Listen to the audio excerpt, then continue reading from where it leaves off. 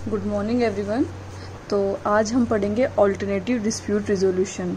तो हम इसके बारे में इसको हिंदी में बोलते हैं वैकल्पिक विवाद निवारण। तो इसकी क्यों आया, क्यों ज़रूरत थी, और ये होता क्या है, और ये कैसे होता है, और ये कैसे अप्लाई होता है, इसके एडवांटेजेस क्या हैं, तो आज हम वो सब इस लेक्चर में पढ़ेंगे। तो सबसे पहले हम ये देखेंगे कि ऑल्टरनेटिव डिस्प्यूट रिजोल्यूशन की क्यों ज़रूरत पड़ी। तो जहाँ तक मुझे पता, आप सभी को पता होगा कि क्योंकि जर्नल सभी को जर्नल रहता है कि इतने केसेस पेंडिंग है कोर्ट के अंदर। तो आज एट प्रेजेंट की डेटा के अकॉर्डिंग 30 मिलियन केसेस कोर्ट में पेंडिंग है। इन पेंडेंसी का रीज़न क्या है? क्योंकि जो इंडियन जुडिशियल सिस्टम है, जो इंडियन लीगल सिस्टम है, एक तो ये बहुत रिजिड है, ठीक है, जिसका प्रोसीजर है बहुत रिजिड है, बहुत कॉम्प्लेक्स है, ठीक है। फिर प्लस ये बहुत टाइम कंज्यूमिंग है, ओके, और बहुत कॉस्टली भी है। तो आपने एक फ्रेज सुनी होगी, जस्टिस डिलेड,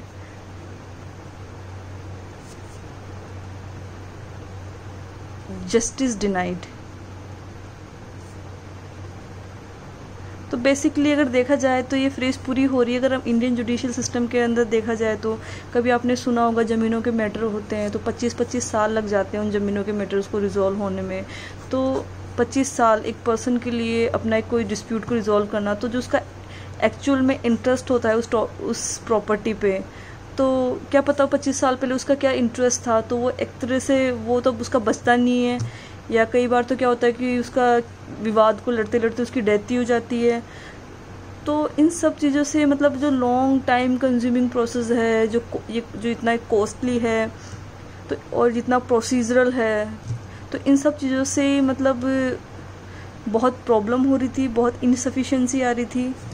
तो सबको लगा कि मतलब कि फिर कि इसका कुछ ऑल्टरनेटिव होना चाहिए, इसका कुछ ऑल्टरनेटिव समाधान होना चाहिए। तो इस नीड ने एक एडीआर ऑल्टरनेटिव डिस्प्यूट रिजोल्यूशन का मैकेनिज्म निकाला।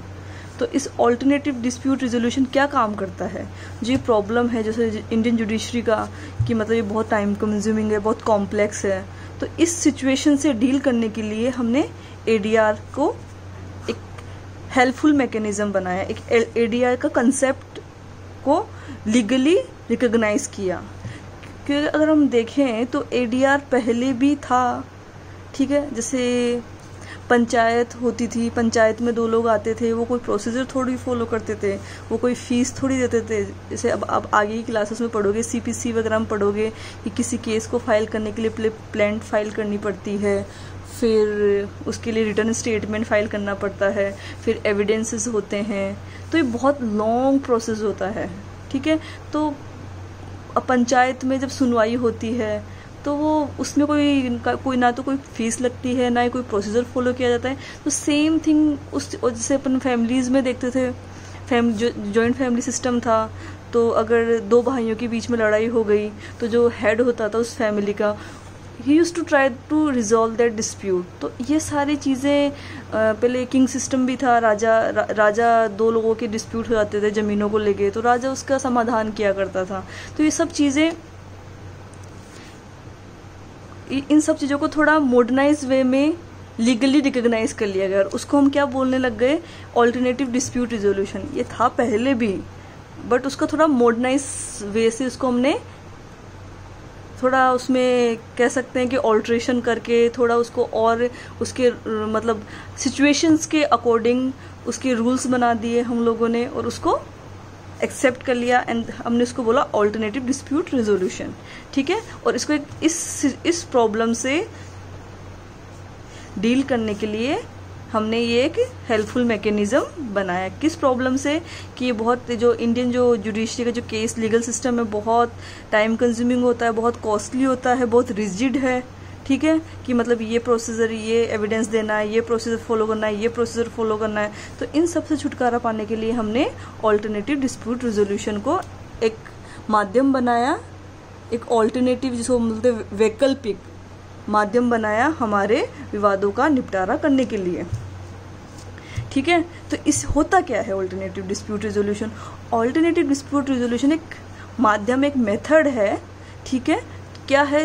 To resolve the dispute without litigation. Litigation मतलब ये विधि के जितने भी अपन फॉलो करते हैं कोर्ट में जाने के लिए, जितने भी जो वाद विवाद करते हैं कोर्ट में जाके, दो वकील दोनों पार्टीज के वकील आपस में जो उनके बीच में वाद विवाद होता है वो नहीं करके, कोर्ट में नहीं करके, आउटसाइड द कोर्ट में न जाके कोर्ट के बाहर किसी और तरीके से अपने विवाद का निपटारा करना, उसको हम क्या बोलते हैं? Alternative dispute resolution. ओके, तो बेसिकली ऑल्टरनेटिव डिस्प्यूट रिजोल्यूशन कौन से टाइप के मैटर्स को कवर करता है?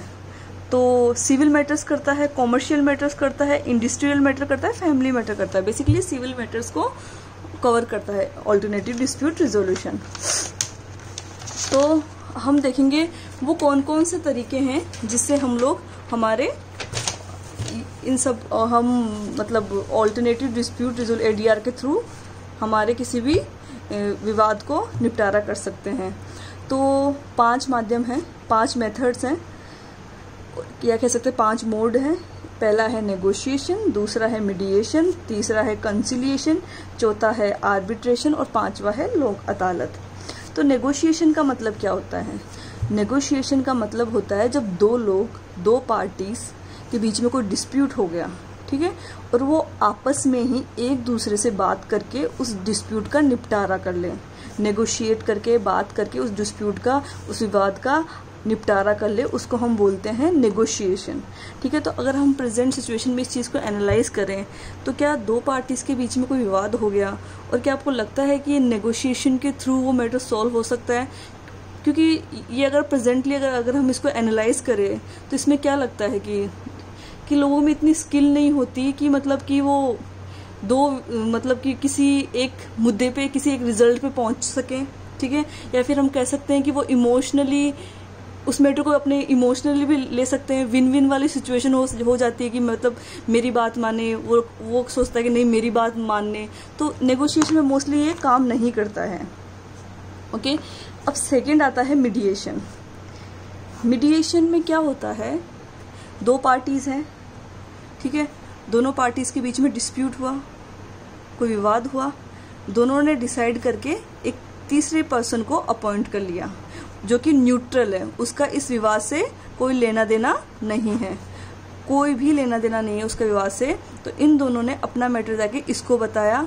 अब ये क्या करेगा, ये जो थ्रू आउट जो प्रोसीजर है उसको सॉल्यूशन का, ठीक है, तो इनको जो डिफरेंट जो इनका मैटर है उसको एनालाइज करेगा, उसको देखेगा और उसके पॉसिबल सॉल्यूशंस इनको सजेस्ट करेगा, ठीक है। एज ए मीडिएटर इन दोनों को बताएगा कि तुम इस सॉल्यूशन पे पहुंच सकते हो, अपनी डिसीजन पे थोपेगा नहीं, बस बताएगा कि हाँ तुम ये भी कर सकते हो इस चीज़ का सॉल्यूशन, या तुम इस चीज़ का सॉल्यूशन ये भी कर सकते हो। तो ये मीडिएटर का काम करेगा।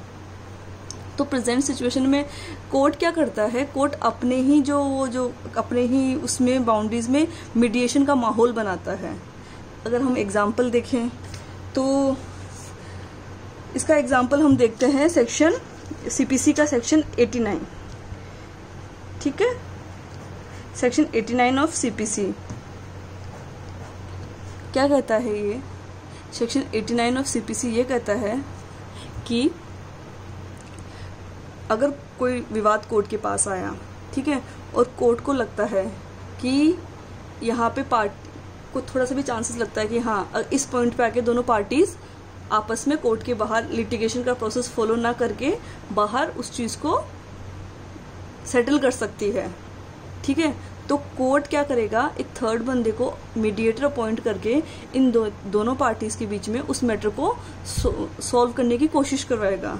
क्योंकि मतलब उस कोर्ट के लंबे टाइम प्रोसीजर में उसमें फंसने के बजाय कोर्ट ये करेगा इस मैटर का जल्दी से समाधान हो जाएगा। क्योंकि आप लोगों को भी पता है सिविल मैटर्स कितने लंबे होते हैं, ठीक है। तो एक सेक्शन 89 के अंदर हमारे एक प्रोविजन है कि अगर कोर्ट को ये लगता है कि मतलब कि चांसेस है सेटलमेंट के, कहीं एक जगह जाके चांसेस हैं सेटलमेंट के, तो कोर्ट क्या करेगा, एक मीडिएटर अपॉइंट करेगा और बोलेगा कि इस पॉइंट, वो कोर्ट पॉइंट नोट डाउन कर लेगा कि हाँ यहाँ पार्टी चाहे तो सेटलमेंट कर सकती है। तो पॉइंट इनको बताएंगे, इनको सजेस्ट किया जाएगा पॉइंट पार्टीज को, और अगर पार्टीज चाहें तो वो सेटलमेंट पे जाके पहुंच सकती है, और नहीं चाहे तो जहां कोर्ट ने वो जो प्रोसीडिंग छूटी थी कोर्ट की, वहां वापस से वो कोर्ट को रिजॉर्ट कर लिया जाएगा, उन प्रोसीडिंग्स को रिजॉर्ट करके वो कंटिन्यू प्रोसीडिंग्स कोर्ट के अंदर हो जाएगी। पहला तो ये हो गया। दूसरा देखें तो आप जब नेक्स्ट सेमेस्टर में नेक्स्ट ईयर में सीपीसी पढ़ोगे, तब आप देखोगे कि सीपीसी का ऑर्डर 27 उसका रूल 5B वो क्या बोलता है, वो ये बोलता है कि है ना गवर्नमेंट जितने भी मतलब है ना एक लॉ है जिसमें कोर्ट को बोला गया है कि जितने भी केसेस हैं जिसमें गवर्नमेंट पार्टीज हैं, क्योंकि मोस्टली क्या होता है कि केसेस में है ना गवर्नमेंट ही पार्टीज होती है, जिसमें लोग क्या करते हैं अपने मुआवजा मांगते हैं गवर्नमेंट से, ठीक है।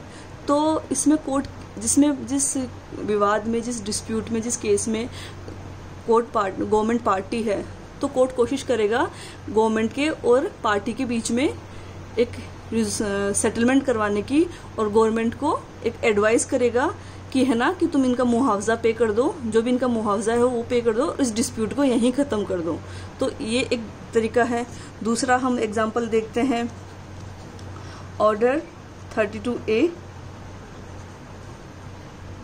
रूल 3 ऑफ सीपीसी,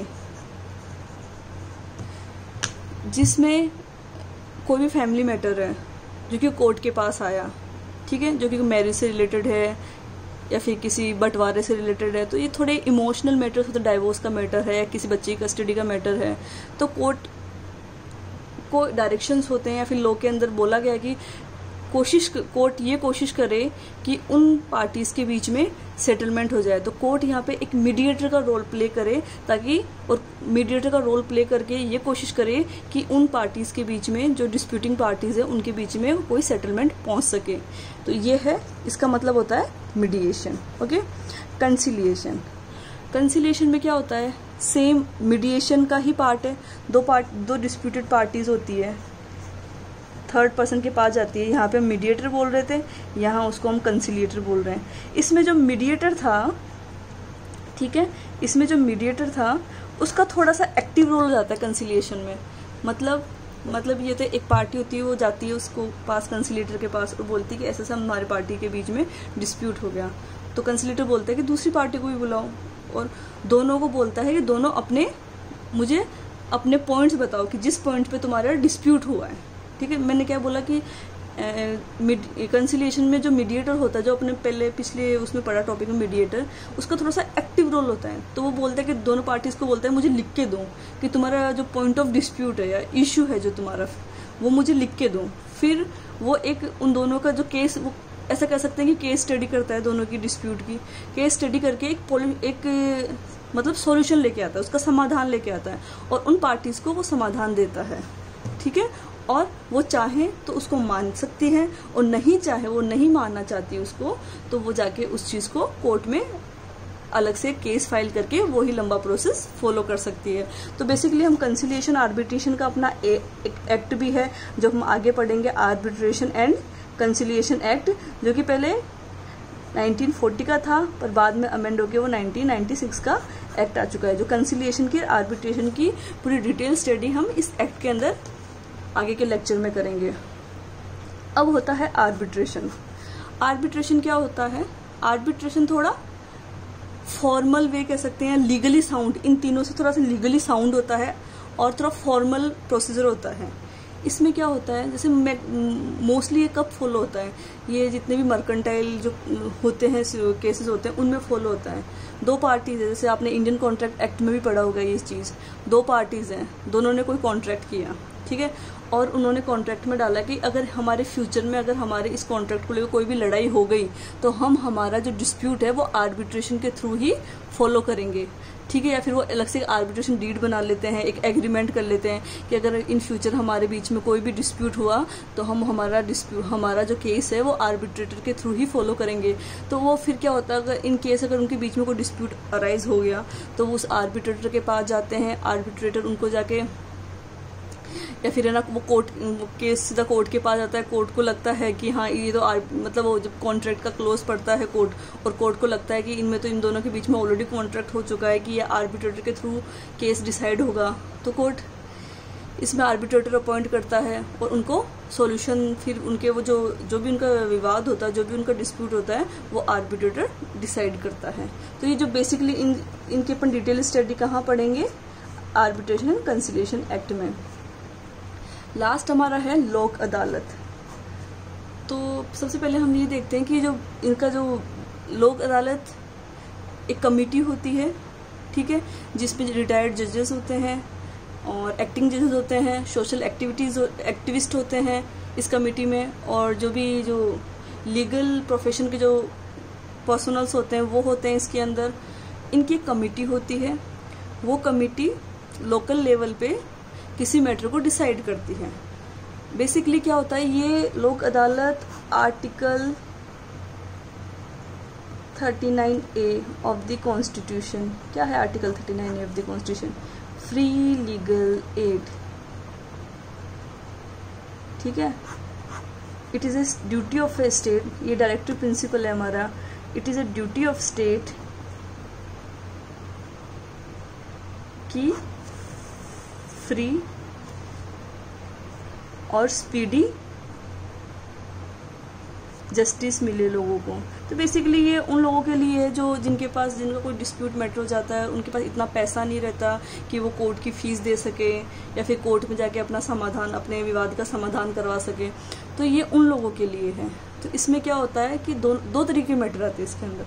पहला कौन सा, अगर कोई कोर्ट में कोई केस चल रहा है, ठीक है, उस बंदे को कोई गरीब पार्टी है उसके अंदर, उसको लगा कि बहुत पैसा लग रहा है, बहुत टाइम कंज्यूमिंग है, तो कोर्ट में अप्लाई कर सकता है कि मेरा मैटर लोक अदालत के थ्रू में, या फिर कोर्ट को भी लगता है कि मतलब पार्टी इंडिजेंट है, ठीक है, तो ये मैटर लोक के अदालत के थ्रू सॉल्व होना चाहिए। तो उस चीज़ को वो मैटर पेंडेंसी में ड्यूरिंग जो प्रोसीडिंग है वो मैटर लोक अदालत को ट्रांसफर कर दिया जाता है और फिर लोक अदालत उसमें डिसीजन दे देती है।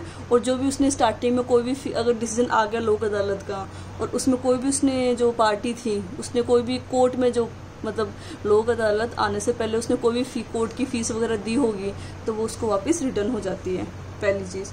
दूसरी चीज़ क्या होती है कि कोई डिस्प्यूट है जो कोर्ट में गया ही नहीं और वो डायरेक्ट लोक अदालत के थ्रू भी रिजॉल्व करवाया जा सकता है। तो बेसिकली इसमें सारे केसेस आते हैं, सारे सिविल केसेस भी आते हैं, क्रिमिनल केसेस भी आते हैं, पर क्रिमिनल में इसमें नॉन कंपाउंडेबल केसेस नहीं आते। नॉन कंपाउंडेबल केसेस की सीआरपीसी के अंडर लिस्ट बनी हुई है कि कौन कौन से केसेस नॉन कंपाउंडेबल हैं। प्लस नॉन कंपाउंडेबल का मतलब होता है जहां कॉम्प्रोमाइज करने की कोई मतलब गुंजाइश नहीं है, उनको हम नॉन कंपाउंडेबल केसेस बोलते हैं। तो लोक अदालत बेसिकली पीपल्स कोर्ट बोल सकते हैं हम, लोगों की कोर्ट, जिसमें कोई प्रोसीजर नहीं फॉलो होता, कोई एविडेंस का प्रोसीजर फॉलो नहीं होता और कोई ये लंबी नहीं होती, इसमें कोई कॉस्टली नहीं लगती, कोई टाइम कंज्यूमिंग नहीं होती। ये हर तरीके से फिजिबल है, अप्रोचेबल है। जो एक article 39A of the constitution है, इसका ऑब्जेक्टिव को अचीव करने के लिए ये वाला लोक अदालत बनाई गई। नेक्स्ट है कि हम देखते हैं कि अगर लीगल प्रोविजन क्या क्या है एडीआर के लीगल प्रोविजन। तो हमने पढ़ा सेक्शन 89 ऑफ सीपीसी, बताया मैंने कि अगर कोर्ट को लगता है कि ये जो ये विवाद जो ये लेके आई ये पार्टीज ये चाहे तो ये बाहर जाके इन पॉइंट्स पे बाहर भी समाधान कर सकती है, तो कोर्ट उस मैटर को बाहर सेटलमेंट करने का भी एक एडवाइस या डायरेक्शन दे सकती है। दूसरी मैंने बताया arbitration and conciliation act, ADR का ही ये पार्ट है। लीगल सर्विस अथॉरिटीज एक्ट, इन सब की हम डिटेल में स्टडी करेंगे। तो अब हम देखेंगे इस ऑल्टरनेटिव डिस्प्यूट रिजोल्यूशन के क्या क्या एडवांटेजेस हैं। तो बट ऑब्वियस है लेस टाइम कंज्यूमिंग है, बहुत कम टाइम कंज्यूम होता है, आप अपने समाधान तक पहुंच सकते हैं। कॉस्ट इफेक्टिव मेथड है, बहुत इसमें को पैसा बहुत कम लगता है। मोर फ्लेक्सिबिलिटी है क्योंकि जो कोर्ट सिस्टम है जो उसमें बहुत रिजिडिटी है, बहुत कॉम्प्लेक्स है वो, कि मतलब पहले जाओ, पहले कोर्ट में जाके प्लेन फाइल करो, फिर उसका रिटर्न स्टेटमेंट लो, फिर गवाह के बयान होंगे, तो ये बहुत इवन सिविल मैटर तो बहुत लंबे लंबे होते हैं इसके। फिर प्रिजर्व रिलेशनशिप, तो मतलब कि जैसे फैमिली मैटर्स भी आते हैं इस पे, तो और ये कॉन्ट्रैक्ट दो पार्टीज कॉन्ट्रैक्ट करती है तो उनके बीच में फर्दर इन फ्यूचर को डिस्प्यूट हो जाता है तो उनके रिलेशंस कोर्ट में जाते हैं, उनके रिलेशंस खराब हो जाते हैं। और यहाँ पे कोशिश की जाती है कि दोनों पार्टीज की बात माने और एक पॉइंट पे पूछ के दोनों पार्टीज की सहमति ली जाती है। ठीक है, पार्टी का भी पार्टिसिपेशन होता है, जो मीडिएशन होता है, कंसिलिएटर होता है, दोनों पार्टीज की बात सुनता है, दोनों पार्टीज को, तो पार्टीज खुद भी अपना पॉसिबल सॉल्यूशंस भी बताती है इस चीज को लेके। Protect the interest of the parties, यहाँ पे दोनों पार्टीज के हितों का ध्यान रखा जाता है, दोनों पार्टीज के हितों का ध्यान रखा जाता है। तो आज के टॉपिक में इतना ही, और कल हम पढ़ेंगे नेक्स्ट टॉपिक, कल हम नेक्स्ट टॉपिक लेंगे। Thank you.